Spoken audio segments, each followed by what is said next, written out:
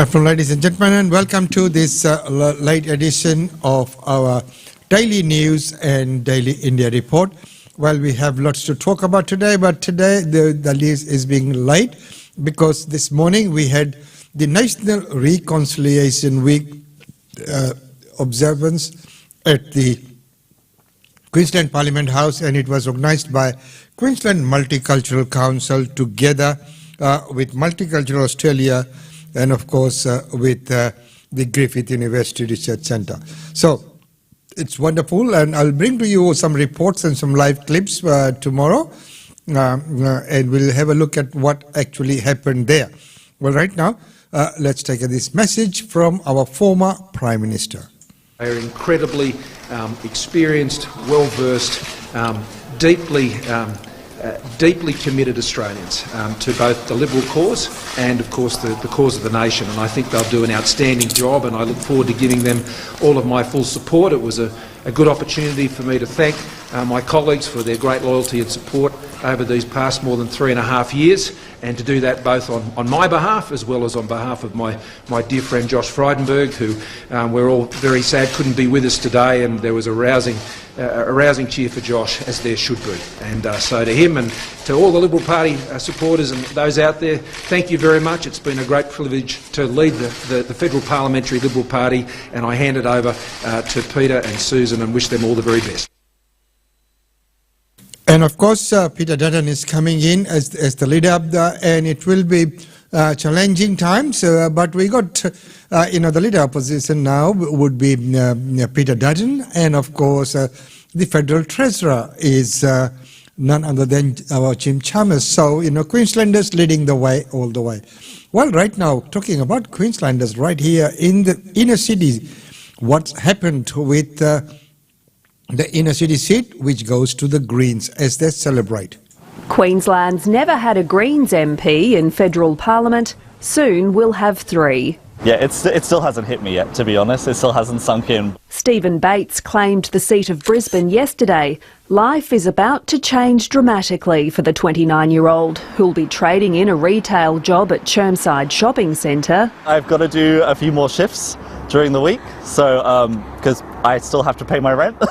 For the halls of Parliament in Canberra, where the base wage for an MP is $211,000. I'll be quadrupling what my salary is at the moment. That's an indictment of our system, that we create this political class that can be so out of touch with what the rest of the country experiences. The Greens have listed climate change policy and housing affordability among their priorities. We're reaching a crisis point here, and I think we need to start thinking about capping rent increases, building much more affordable and public housing.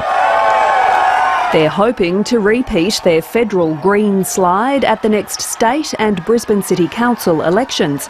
But Queensland's Education Minister, who holds the CBD electorate of McConnell, is playing down that prospect. I think we've got a very strong environmental record and very strong climate change policy. We're delivering on that.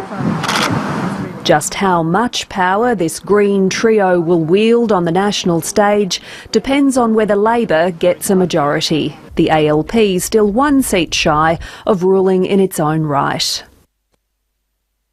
Well, that is the the magic figure, and one sort of ruling in their own rights. Then that means that they would not be reliant on the votes from the Independents and the Greens, is what they're trying to say. So there you are. Well, right now, David Littleproud gets very emotional as he plans to rebuild the National Party. 40 years ago, I joined the National Party as a 6-year-old boy, handing out for my father at the Chinchilla Courthouse as he tried to become the member for Condamine. I am all that is the National Party. I believe passionately in the National Party because we are all there is about regional and rural Australia. We are the conscience of rural and regional Australia right here in this Parliament. The National Party today starts its journey towards 2025 with a vibrant team ready to articulate the policies that are important to regional and rural Australia, but also to draw on the experience of 2 former Deputy Prime Ministers in Barnaby Joyce and Michael McCormack, to build that bridge of unity and purpose. Unity and Peppers to build that bridge. Yes, and that's a lot of work to be done out in that front as well. Well, right now, the next news is from New South Wales, as New South Wales becomes the latest state to give out free flu shots. As we know, we've already introduced that here in Queensland. More than 1,100 respiratory infections were recorded in New South Wales last week. That's up from around 760 infections the week before, with 150 people currently in hospital. That's prompted health authorities to offer free flu shots to all residents in New South Wales in an attempt to drive down this early rise in flu infections. They'll be offered through GP clinics as well as at pharmacies, which have also been given approval to administer flu shots to children from the age of 5. That's been reduced from 10 years in an attempt to make it easier for families to be vaccinated at the same time. Usually only high-risk groups such as the elderly or immunocompromised are eligible for free flu shots, but health authorities are hoping all residents in the state from the age of 6 months old will be able to benefit from the program. They're also encouraging people who are eligible for a COVID-19 winter booster to book in, with both vaccines able to be given at the same time. The Pharmacy Guild has welcomed the announcement, describing it as a pragmatic move as they prepare to roll out the month-long program from Wednesday at up to 1,400 pharmacies in New South Wales. It comes after several other states in Australia have introduced similar programs, with Victoria the only state yet to do so. Here's what health experts have had to say. Essentially, we've got this issue that there's relative complacency about both the flu and COVID, and we are careering into our first proper flu season for 3 years with 3,000 people in hospital with COVID at the same time. So really it's a signal to everybody, look, we've got to take this seriously and get on and get yourself boosted as far as your COVID, get your flu shot, and also be aware that there's all these antiviral treatments for both COVID and for the flu, because what we need to do is actually make sure people stay well and don't end up in hospital, because our hospitals are under enormous pressure. Late last week, the Therapeutic Goods Administration ordered an additional 16.8 million additional flu vaccine doses, up from the original 7 million, as health authorities brace for what's anticipated to be quite a severe flu season.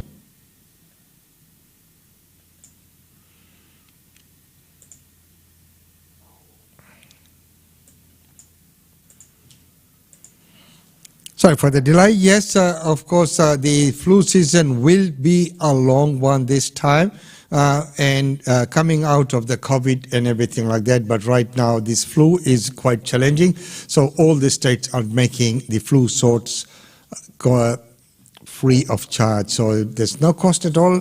So there is no reason why you don't get one. Please do so. Well, right now we go to this wonderful news. May Harrison. She is 105 and she has survived the COVID, but the health authorities say that she needs to be careful. It's a big celebration for May Harrison, who's turning 105. It's just a birthday to me. I don't feel any older. I just feel I'm having a birthday. She has a lot of fond memories to reflect on, especially those with her late husband, William. He was fantastic. I would just wish he was here today. We loved dancing, we loved travelling, we loved our family. A few months ago, though, birthday celebrations were the last thing on May's mind. The now sprightly centenarian had COVID. I was very sick, and when I came out of it, I was very, very weak, but I've got over it. Others haven't been so lucky. COVID has devastated aged care nationally, with almost 2,500 deaths, people forced to isolate, and a lack of social interaction. While there have been major safety improvements since the start of the pandemic, there are currently almost 800 active outbreaks in residential facilities alone. What a milestone. So there you go. Congratulations on reaching that milestone, 105. And he says he doesn't feel any older. So just another birthday. Well, what a way to look at it. She has survived the COVID and many people haven't. So, congratulations to her on that achievement. Well, right now, moving on, we go to Adelaide where floods, so this is the thing about this country, because we need to be always prepared about floods and fires. I'm here on one of the worst affected streets in the Salisbury East area. Everywhere around us, trees are down, power lines are down, people have reported flooding in their homes and roof tiles have fallen off their roofs. About 55 millimetres of rain have fallen in the area. 15 mils fell within 1 hour between 4 and 5 a.m. And speaking to local residents here, the wind and rain were so loud it woke so many people up in the area. It's like a mini cyclone or something went past, woke us all up, trees down, we had metal flying around everywhere. As you can see, it's all over the road. It was so loud, woke everybody up. Yeah, it's carnage, tiles come off the roof, leaks inside. Yeah, it's insane. The SES have already received more than 70 calls for help since midnight, 50 of those coming from the Salisbury area. They're expecting more as people wake up and assess the damage, and they're just asking people to be patient as they get out to those locations. And authorities are also asking motorists to be really careful on the roads and not drive through any floodwaters. And never drive through flood waters. Remember, when it's flooded, forget it. Well, right now, let's go to South Australia, where South Australia police have reunited a 4-month-old child with the mother. Such a huge relief in the news that everybody was hoping for, because just after 10 a.m, police found the white Honda Jazz that had been stolen out the front of a deli in the suburb of Clemsig was found in the neighbouring suburb of Enfield in the northeastern area of Adelaide. They found the baby safe and well. The 4-month-old boy was assessed by ambulance officers at the scene. The baby boy won't need to go to hospital. The mother has said that she will be taking him to a local doctor, but police have said that they threw every available resource in finding this baby boy, and it seems like they have done their job well, and the family must be very happy and very relieved that he's been found safe. Absolutely. And have any arrests been made, Charles? Not yet, Ros. The man who had stolen the car is still on the run. He is believed to be in his 20s. Police have released images of the man that they are after. He had stolen a Mazda Ute earlier this morning, and then had driven to this deli in Clemsig, and that's where he had stolen the white Honda Jazz with the baby on board. He is looking at a raft of charges. Here's what police have had to say. To call it despicable is an understatement.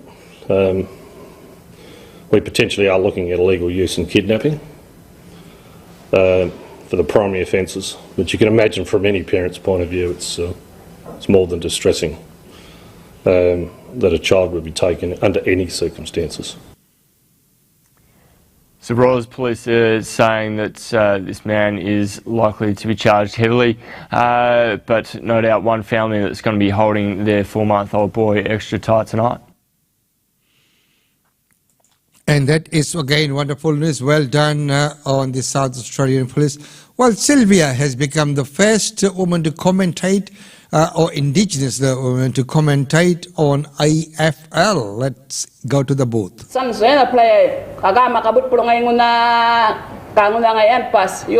This is the sound of history being made. Sylvia Nulpandich casts her eagle eyes over Marara Oval as she talks her way to a milestone. This have been a long time coming, especially for someone who's a Yolngu and a Miyak woman. She's the first woman to ever call an AFL match in a First Nations language, broadcasting in her native Yolngu Mata. Tuning in around 1 day will start. Hailing from the remote community of Millingimby, she's proud to be on Yolngu Radio across the wires in northeast Arnhem Land, where around 16,000 people speak the language group. Everything will be happening in the very moment of the match of the All in Yolngu Mata, and that is the exciting part. Another top-end trailblazer, long-standing ABC broadcaster Charlie King, hopes that Sylvia's standard is followed by many others. The sky's the limit and the opportunities are immense. Let's hope Aboriginal people seize it with both hands and we get lots of different voices and different faces in there calling the games. Indigenous Darwin footballer Malcolm Roses Jr., who now plays for the Gold Coast Suns, also wants to hear more First Nations languages spoken far and wide across the airwaves. Hearing that and then watching the game they love, so yeah, and then especially in their own language, yeah, really good. Sylvia Nulpendich may have been the first woman to do this, but with the AFL's backing, the hope is there she'll be far from the last. Miles Holbrook Walk, ABC News. And far from the last was what we'd like to see. I put so Renters much about to be evicted. this, and so much love into the way I've done my garden inside. The children see this as Nana's home. Tanya Blewett is bracing herself for eviction. She's been asked to leave her home of 9 years so it can be sold. She and her grandson have nowhere to go, and she's preparing for the worst. I love Perth. I really love it here. I will pitch my tent out the front because it feels safe. If I go anywhere else, I won't feel safe. Her neighbours are in a similar situation. 6 homes in this cul-de-sac were built as part of the National Rental Affordability Scheme, but the federally funded initiative is being wound up. We know that over the next 3 years about 1,000 properties are going to be lost to the scheme in Tasmania. Samantha Groves is also searching for somewhere for herself and 3 children to live, but Tasmania's rental market is tight and unaffordable. We've got nowhere to go. We're actually thinking we may end up in a tent. It is scary. It's really scary. And I have sat down and spoke to the kids and they're scared. She fears she'll lose more than just her home. We are such a close-knit little community. Like, we all help each other out. I've got a little one, he plays outside. They all love seeing him play outside. The Rental Affordability Scheme gave private owners and community housing organisations a subsidy of $11,000 a year for 10 years to build new homes and rent them out at 20% below market rates to eligible tenants. The $3 billion scheme ends in 2026. Organisations may keep their housing stock for low-income earners, but without the subsidy, private owners may sell or lift rents. It gave too much away to those private for-profit investors in it. It asked far too little of them in return. The Tasmanian Government has increased its private rental incentive program, which also subsidises landlords to cap rents to low-income earners. It's also planning on building 10,000 affordable homes over the next decade. But for the people here who face eviction, that help might come too late. Help now. I've got nowhere to go. So there you go, that's the story, and it is on a scheme that was government assisted, and now that the assistance is coming to an end, private investors will cash out and they'll sell and move on. Well, right now here's a little bit of what happened today at the Parliament House. We'll bring the full report tomorrow. Recognition of the changing demographics of Australia today, that we all come from many different lands, but we call this place home, and calling it a home will only come if we embrace the culture. Maybe if we are not quite aware of what those things are, buying those books would be probably the first step.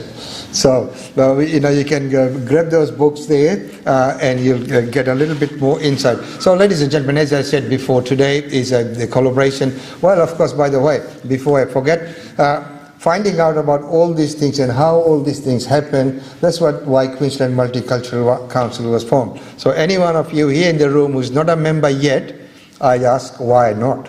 So today might be a good day to become a member. Sign up. We've got the ST there, Janadine is there, Dr. Bui is here, Auntie Betty, where are you? Is there, Mop is here. So many people from the council are here. Join up, make a difference, and you could probably do a lot better with all the resources. So more hands, the more people joining in would be better. So ladies and gentlemen, moving on, it now gives me great pleasure to introduce Professor Susan Ford, who is a director of the Griffith University of Social and Cultural Research and a professor of journalism at Griffith University. She is the author of Challenging the News, the journalism of alternative and community media, which is very, very important, because when we look at the community media these days, I mean, of course, there's mainstream media, but they're always slightly different from the many things within the community which happen at the community level is not of interest to them. So that's where the community journalism comes in, because it is very important. So the community media, it does not mean that it is something which is not powerful. It is very powerful. It does get out to the people, to the wider community as well. And she is the co-author of Journalism and the Climate Crisis, which is again very topical. Public engagement has, the media alternatives, so much that she has done. Developing dialogues. This is a very important one, Indigenous and Ethnic Community Broadcasting Australia. Which was the Intellect University of Chicago Press in 2009. So ladies and gentlemen, right now I give to you Professor Susan Ford. Thank you. Thank you very much for that kind introduction. Excuse my raspy voice. I'm recovering from nothing serious, just from a cold. Thank you very much, and thank you for your comments to Umesh. I've actually just returned from the National Ethnic and Multicultural Broadcasters Council Conference, which was in Melbourne, which was a fantastic gathering of all of the multicultural communities that represent their people through community broadcasting. So that was a wonderful gathering and just a hugely diverse group. So thank you for those comments about my work. And I'm very honoured and proud to be here today in this group. And wasn't that video just amazing and incredible to see? Along with all the previous speakers, I of course honour the traditional owners of the lands that we're gathered upon today, who cared for this land around the Brisbane River and beyond for 60,000 years before the ships came and stayed. Given our timing too, I want to recognise National Sorry Day, which was held last week on May 26 and occurs every year on May 26, which honours the stolen. Gentlemen, that was Dr. Susan Ford from Griffith University, and all the other speeches we will bring to you tomorrow. Right now it's time to go to our daily India report. Welcome to the Daily India Report that brings you reports, interviews, features and much more on India and the Indian diaspora. Indian Prime Minister Narendra Modi visited Chennai in Tamil Nadu state and Hyderabad in Telangana on May 26th. Indian Prime Minister Narendra Modi was in Chennai and Hyderabad on May 26th, laying the foundation stones of 11 projects worth over ₹31,500 crores. Indian Prime Minister Narendra Modi praised Tamil culture and language at Jawaharlal Nehru Stadium on May 26th. He said the Bengaluru-Chennai Expressway will connect two key centres of growth. He also said the government is committed to developing the social and physical infrastructure of the nation. Greeting Modi, Tamil Nadu Chief Minister M.K. Stalin said Tamil Nadu was a state for inclusive growth, equality and women's empowerment and called it a Dravidian model. M.K. Stalin also listed a set of key demands on behalf of the state, including exemption from NEET and releasing pending GST dues. Stalin also demanded Tamil to be the official language in High Court and Union Government offices.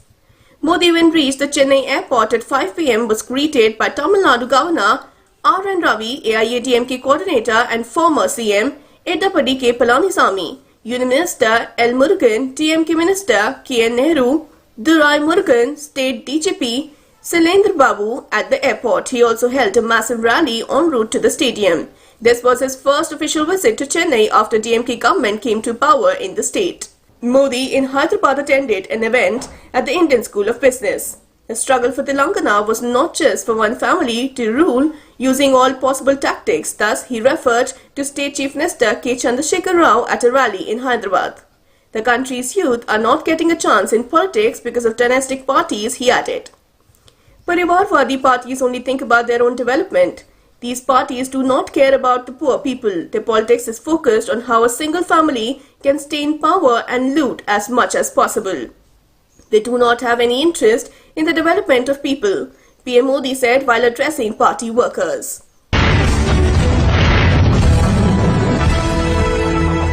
Indian Prime Minister Narendra Modi may hold a roadshow in Shimla in Himachal State on May 31st. Indian Prime Minister Narendra Modi may hold a roadshow in Shimla on May 31st. Himachal Pradesh Chief Minister Jairam Thakur said on May 26th.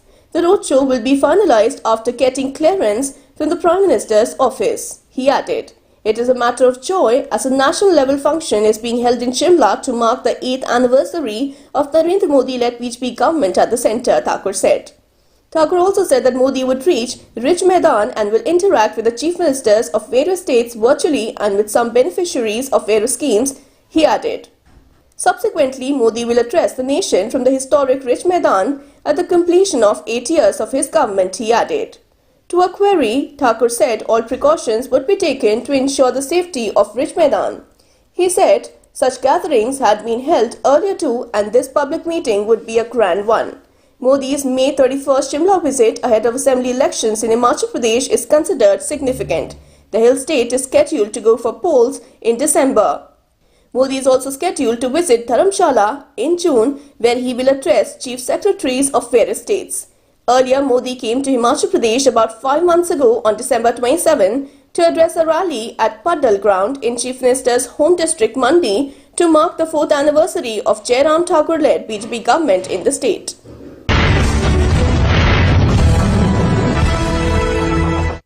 Indian Defence Minister Rajnath Singh arrives in Karnataka on a 2-day visit to meet Navy officials. Indian Defence Minister Rajnath Singh arrived on a 2-day visit to the naval base in Uttara Kannada district to interact with personnel of the Indian Navy. Our defence personnel serve the nation diligently and keep our country safe and secure. Their family members also serve the country by giving them support and strength, he added. The leadership of Prime Minister Narendra Modi and the contribution of the armed forces have changed the perception of the world about India, Rajnath Singh added.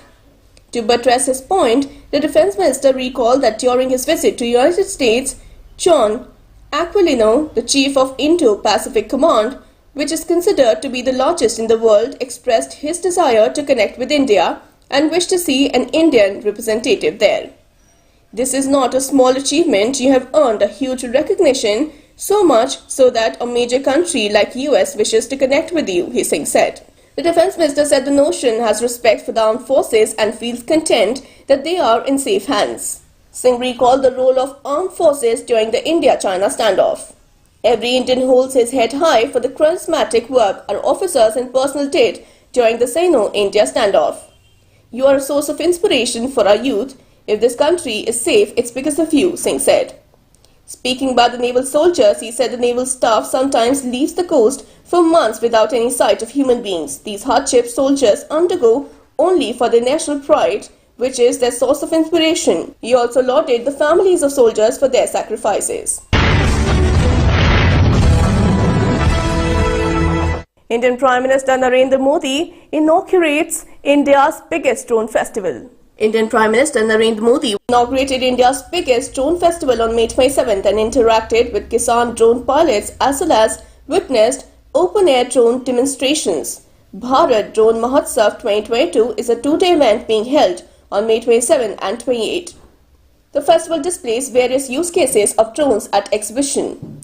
Over 1,600 delegates comprising government officials, foreign diplomats, armed forces, central armed police forces, public sector undertakings, private companies and drone startups are participating in the festival.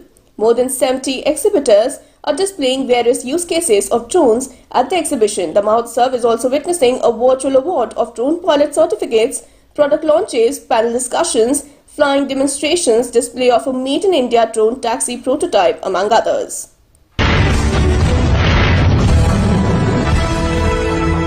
The death count in the Assam floods reaches 30, with over 5.61 lakh people affected.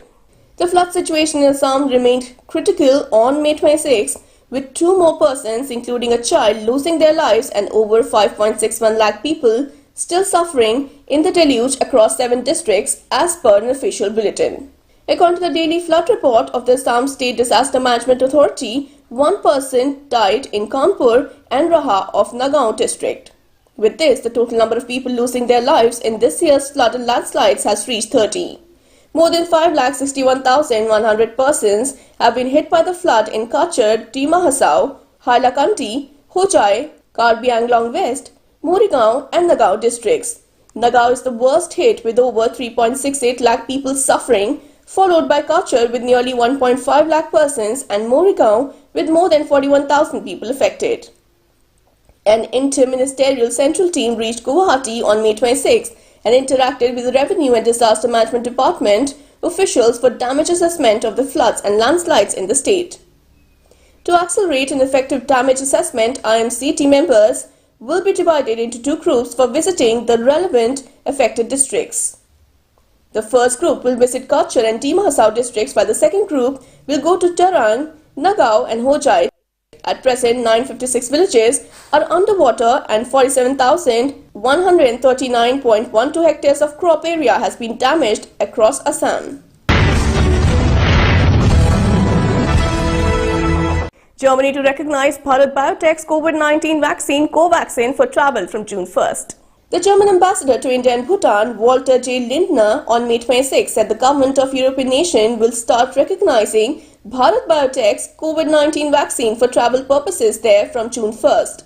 Lindner tweeted, "Very happy that GER government just decided to recognize WHO-listed Covaxin for travels to GER starting June 1st. This embassy has been pushing very actively for such a decision because of COVID-19 backlogs. Visa sections have longer waiting periods than normal. Please have patience." In November last year, the World Health Organization recommended emergency use listing status for Covaxin. Several countries, including Australia, Japan and Canada, allow passengers vaccinated with Covaxin into those countries. The Drug Controller General of India in April also granted an emergency use authorization to Covaxin for the age group of 6 to 12 years. WHO's emergency use listing procedure assesses the quality, safety and efficacy of COVID-19 vaccines and is a prerequisite for COVAX vaccine supply. It also allows countries to expedite their own regulatory approval to import and administer COVID-19 vaccines. Kartik Aaryan's Bhool Bhulaiya 2 earns ₹90 crores in week 1, emerges a super hit. The Kartik Aaryan, Kiara Advani and Tabu fronted horror comedy. And that's about all we have for you on that segment. Ladies and gentlemen, right now let's go and have a look at functions and events before we finish up.